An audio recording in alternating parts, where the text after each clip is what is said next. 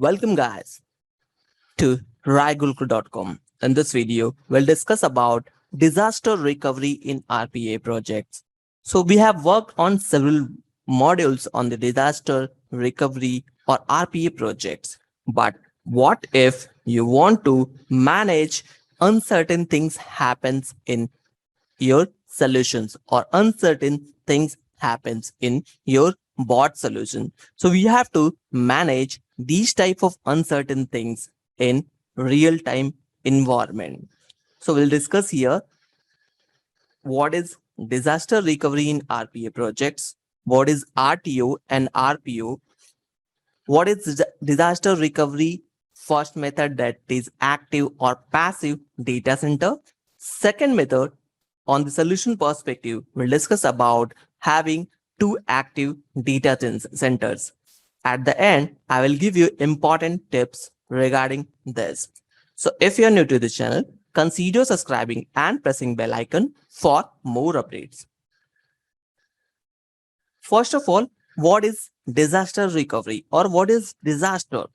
So let's say if we have provided solution to any specific bank related to the transactions, what if that solution is getting failed in productions?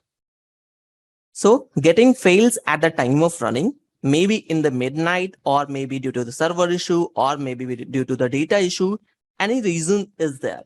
So we have to think it off in this type of situation. Maybe server clashed or server is having any internal issue, or due to this patch activity, we have to manage these type of uncertain things. Disaster recovery involves set of policies, tools, and procedures enable the recovery or continuation of vital technology, infrastructure, and system following a neutral or human-induced disaster. Disaster recovery focuses on the IT or technology systems supporting critical business functions as opposed to business continuity, which involves keeping all essential aspects of a business functioning despite significant disruptive events. Disaster recovery can therefore be considered as a subset of business continuity. So, as I said, we have created a solution or bot to the banking system. Let's say we can modify this example by ATM system, and we want that ATM system bots should be running perfectly fine by 24/7, and it will capture all of these transactions happen to the ATM system. But due to the server issue, or due to the network issue, or due to several other components, it got failed. Then what alternative methods we have to recover this situation as soon as possible without losing any data? So disaster recovery assumes that the primary site is not recoverable, at least for some time, and represent a process of restoring data and services to a secondary survived site, which is opposite to the process of restoring back to its original place. When we talk about disaster recovery, RTO and RPO is very important part in it. The recovery time objective is the targeted duration of time and service level within which a business process must be restored after disaster in order to avoid unacceptable consequences associated with a break in business continuity. So if you can see in this image, there's a RPO, that is recovery point objective, and there is an RTO, that is recovery time objective is here. In between that, there is an incident where actual data loss is happening in terms of RPO. Actual recovery period, how much time it is taking, is considered as a RTO.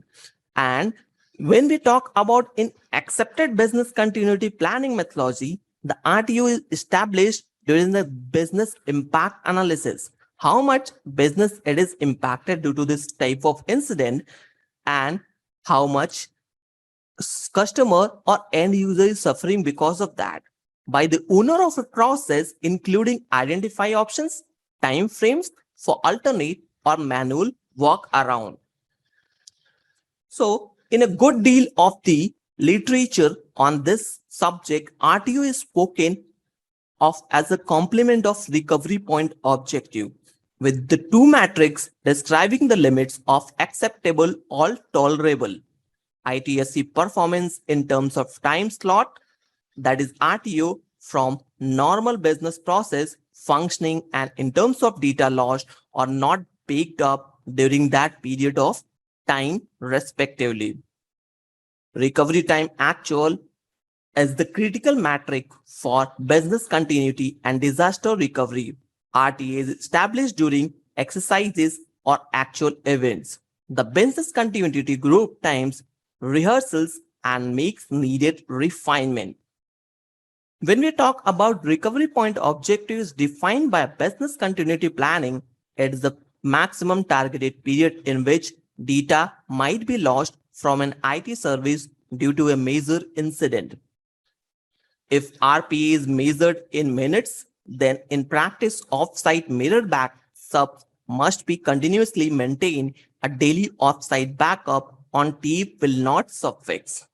When we talk about the relation between recovery time objective and recovery point objective, is that recovery that is not instantaneous will restore data or transactions over period of time and do so without incurring significant risk or significant losses. RPO measures the maximum time period in which recent data might have been permanently lost in the event of major incident and is not a direct measure of the quantity of such losses.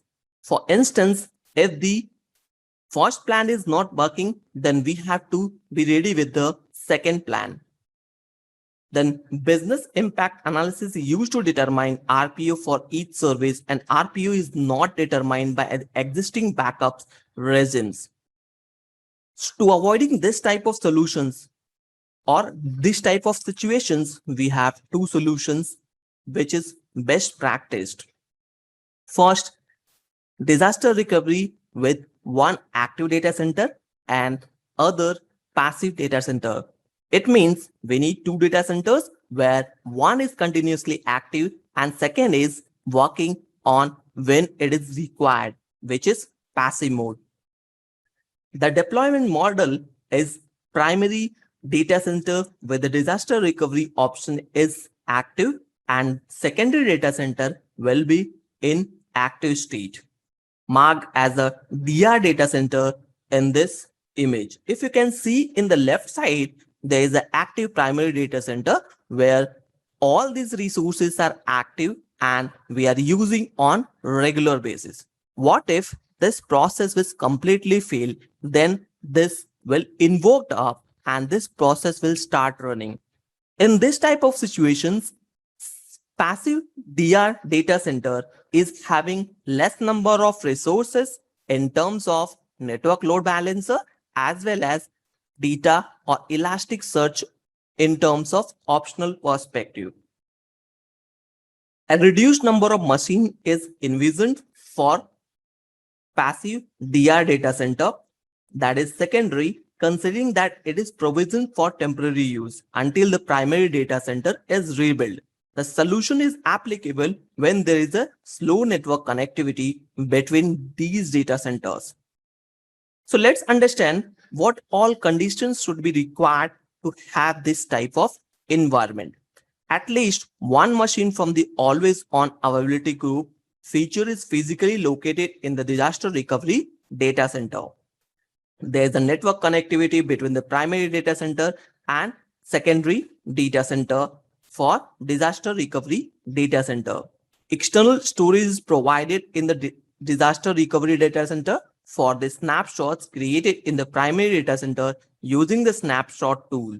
These snapshots are read and applied using the restore tool on the Elasticsearch indexes located in the disaster recovery data center. Automation packages having the NuGet format are stored in the external storage. Each orchestrator instance points to this storage within the use of NuGet.package.path configuration settings. The high availability add-on cluster is provided to scale out, signal IR, and cache settings and users permissions. The external storage is mirrored, which is again an optional. So if we have, we can use it. If we don't have, we cannot use it or we are not using. So this is the first solution of disaster recovery, which means one is having active primary data center and second is passive secondary data center. Second solution, we can create it both the data centers on active state. Here, we are exactly using replica of first setup to the second setup and we are not compromising, but definitely the cost will be on higher side when we are using this type of setup because we are using two different data center. Both the orchestrator nodes and the active and the load balancer direct traffic to them using a specific algorithm such as round robin. Round robin is a popular scheduling policy that distributes resources to a job equally at any point of time, guaranteeing instantaneous fairness of job. In this paper, we give the first analysis of round robin for the L2 norm of flow time and show that it is O1 speed O1, competitive on multiple machines. The L2 form is a popular scheduling objective that makes natural balance between temporal fairness and job latency prior to our work. Round robin has not been analyzed for the L2 norm even in the single machine settings. Our result establishes that round robin is fair, not only instantaneous, but also temporarily. This configuration requires good network connectivity between the data centers, which are located in different geographical areas. The model can be implemented on premises or cloud-based. For cloud deployment, we need to pick different regions for the primary and secondary locations. In order to provide high availability of the network load balancer, if NLB is located in the primary data center, a secondary NLB should be provided to the disaster recovery data center. The two NLBs needs to be placed in the primary or secondary. That is, master or slave configuration is also required. So if you can see in the middle of this image, there is a master and slave configuration for NLBs provided here. There must be a shared storage devices is also available, which is used in both the data centers. In SIEM disaster, one NLB can be used with the different virtual servers or orchestrator and Elasticsearch. The same NLB can be used to optimally distribute loads to orchestrator and Elasticsearch node. Always on availability group features can be composed of minimum two machines, primary DB in the first data center and secondary DB in the second database center. Let's understand important tips and for disaster recovery. The two active DC models require SQL Server 2012 or later and high availability add-on for orchestrator. Earlier version of SQL Server does not support AG and an active configuration is not supported by open source Redis. Two active data center model minimum 3 nodes are required for both HAA and Elasticsearch in each data center, configured in different cluster and synchronized. When we are talking about the costing perspective, definitely first one is lower cost, and when we are having two active data center, the cost will definitely going to be increased. But in terms of efficiency, in terms of security perspective, or data storage perspective, or data recovery perspective, second model is most efficient one and which is recommended one. So that's all about disaster recovery in RPA project. Hope you liked it. If you really enjoyed this session, consider subscribing and pressing for more updates. Thank you for watching.